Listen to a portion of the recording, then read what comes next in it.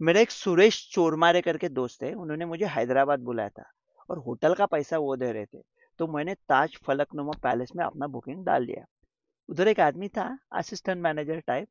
उन्होंने कहा, रवि सर आपको अपग्रेड मिला है बहादुर शाह जफर स्वीट में। जफर का नाम सुना है? मैंने कहा, रामलाल जी आप गब्बर से पूछते हो कितने आदमी थे, रूम की चाबी लेके आओ।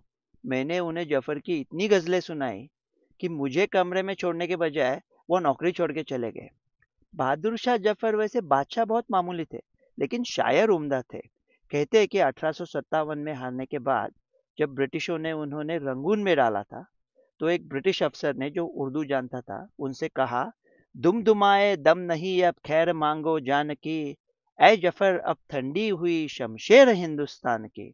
कहावत है कि जफर ने एक सेकंड में जवाब दिया।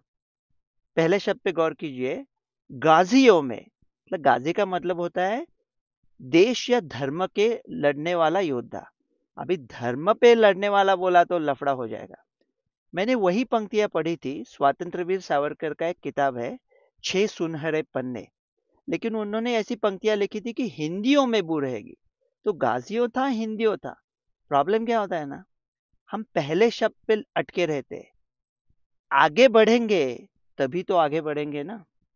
लोगों में बू रहेगी जब तलक ईमान की, तब तो लंदन तक चलेगी तेग हिंदुस्तान की। आपस में लड़ रहे थे, साथ में हुए, इकट्ठा हुए, तो 1857 के 90 साल में ब्रिटिशों को हुक्म दिया, भारत छोड़ो, और उन्होंने छोड़ दिया। 15 अगस्त को क्या टाइम पास होता था। मैं ना अभी एकदम गुमसुम रहता हूँ, तन्हा, लेकिन वहाँ बहुत बकबक करता था इंडिया में।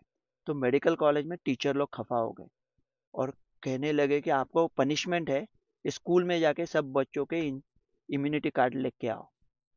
तो मैं ठीक है। मैं 16 अगस्त को टीचर के पास गया और कहा, मैं गया था कल लेकिन स्कूल बंद था।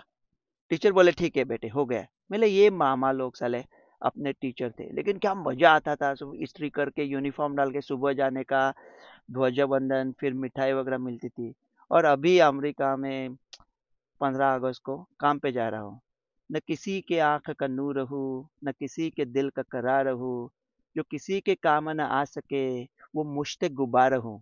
मुट्ठी भर धूल, क्या ये धूल भारत माता के चरणों के लिए? हम लोग ना, ये मेलोड्रामा हो जाएगा, हम लोग नौटंकी बहुत करते हैं। ये जो मुट्ठी भर धूल है ना, एक दूसरे में आंख में झोंक रहे हैं, वो बंद कर दिया ना तो भारत माता अति प्रसन्न हो जाएगी। डॉक्टर रवि गोडसे।